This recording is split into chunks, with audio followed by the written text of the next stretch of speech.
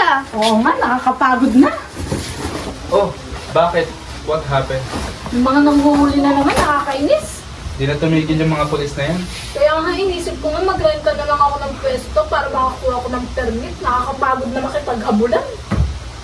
Ma, kaya po ba ng budget? Oo naman, nakapag-ipon na ako eh. Ah, kaya po pala nag-set up ka ng Gcash. Yes naman. Now, meron naman na akong requirements. Need ko na lang ng re-rentahan tsaka permit. 2 months or more pa daw bago ka makakuha ng permit. Plus, madaming tao ngayon sa office. Anong bahala, gagawa ko na lang ng paraan.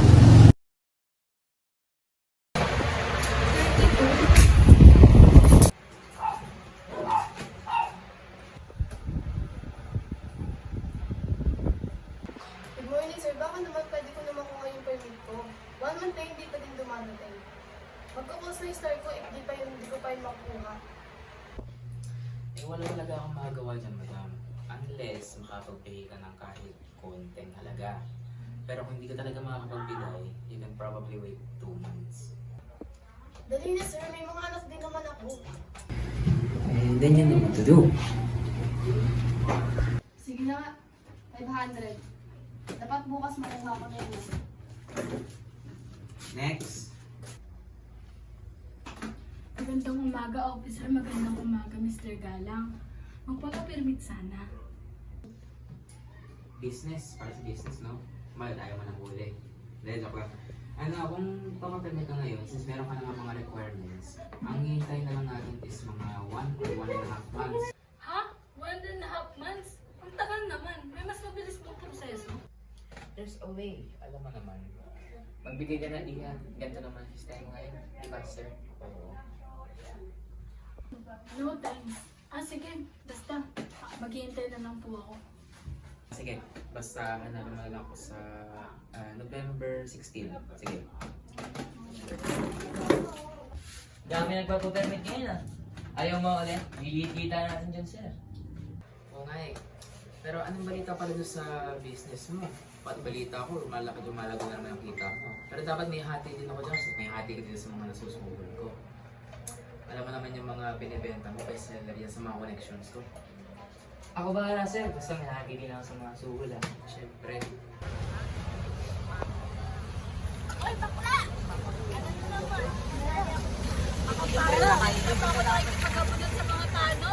Nahuhuli na naman ng mga hayop. Kaya nga eh. Well, alam niyo, sinabi ko sa inyo na magpapapermit ako. Nakapagpa-register naman ako. Nakakainit naman ako kasi ang tagal. Kukunin ko sa susunod na buwan. Pwede ba dapat may pwesto ka munang nare-rentahan bago ka makapagpa-permit? Lumayo pa nga ako sa pabuhay. Ay naman pala eh. Meron din ako napagtanungan dito sa page 5. Kaso nga lang, nakuha na ito ng may-ari. Ngayon, niyaan ko na lang.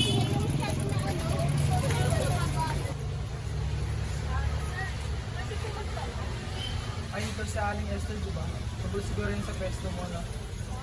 Magkano po ba rin? Nasa 6K to 5K siguro.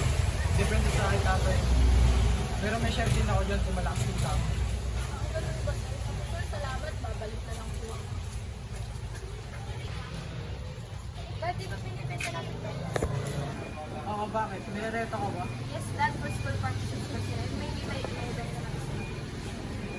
Sir, akala ko ba sa akin mo nabenta? Eh, ano kayo kung kailangan eh? Siguro maghanap mo na lang ng iba. Kakabot mo sa bahay ko, birthday mo. Marami siguro iba dyan sa mga boys. Okay, hard to. Okay, sige na. Kaya yun na nga, ganun na ngayon nangyari. Hindi ka talaga sumuha mo na kasi mag-illegal.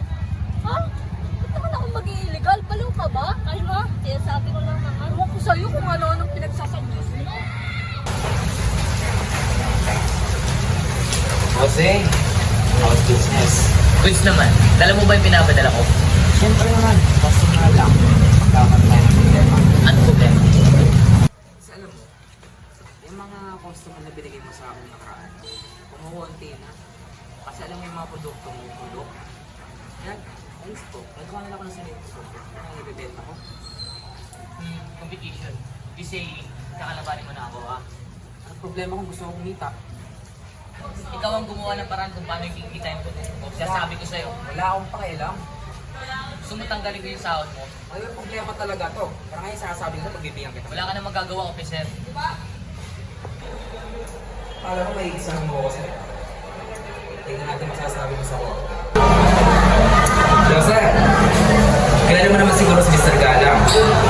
Kaya dapat ko na sana, ang dami pang iligan.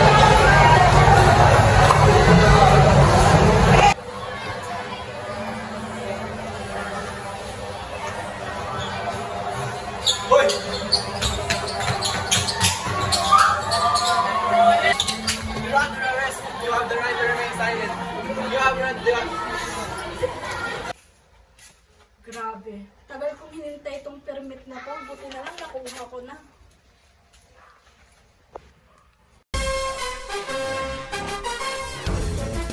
Mr. Galang was arrested with the position of illegal law.